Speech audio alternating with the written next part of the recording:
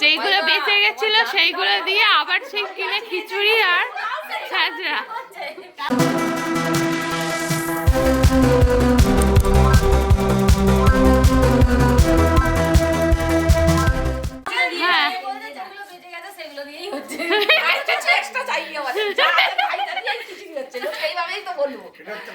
আটান্ন গেট থেকে পিকনিক করে আসার পর কিছু সামগ্রিক বেঁচে গেছিলো, সেইগুলো দিয়ে আবার আমাদের পিকনিক হয়ে গেল। খিচুড়ি আর ছ্যাঁচড়া, আর তার সাথে ছিল পকোড়া আর মিষ্টি। বেশ আনন্দের সাথে সবাই মিলে আবার পিকনিক করা হলো।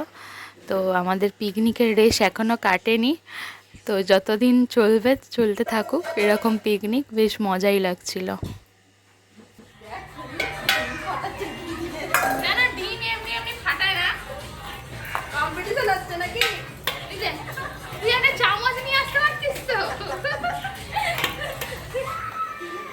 ঘুরবে তো, তোমাদের দেখতে হবে তো।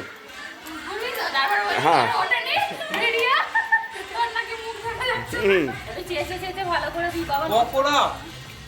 বুঝবি না তুই, বুঝবি না পকোড়া, বেঁচে যাওয়া ডিম দিয়ে পকোড়া, এটাও আমাদের বেঁচে যাওয়া ডিম। আর তারপরে সবকিছু বেঁচে যাওয়া, আদা রসুন বেঁচে গেলে আবার লুচি হবে। আমাদের পিকনিকের আছে টেস্ট কি করে? হ্যাঁ, এটা নতুন টেকনিক। এবার হবে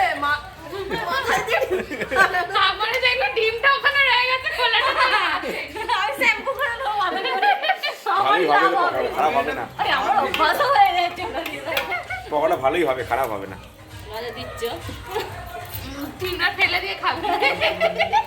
ডিমের জুসগুলো ভালো খেতে। হ্যাঁ ও এবার উঠে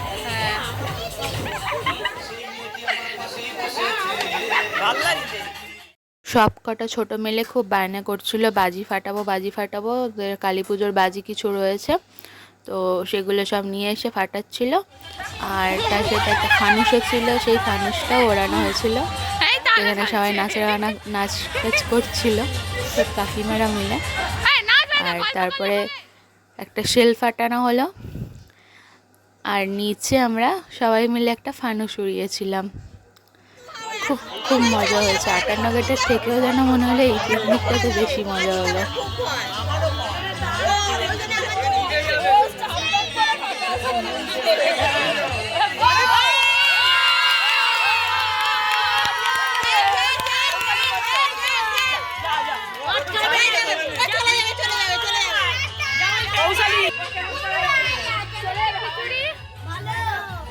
আর পকোড়া কেমন হয়েছে?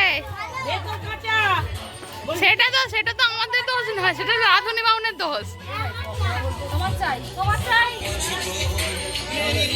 পুচকু কেমন হয়েছে? খিচুড়ি কেমন হয়েছে? ভালো হয়েছে? তুমি খাচ্ছ? গরম নয় তো?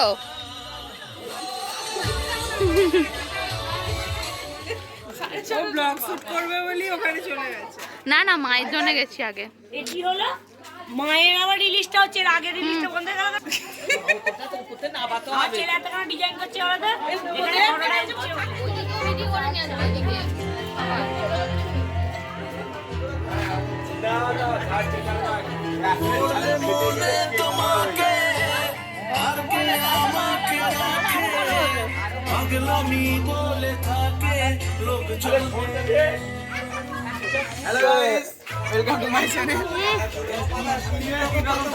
খিচুড়ি কেমন হয়েছে খেয়ে বলবি তো?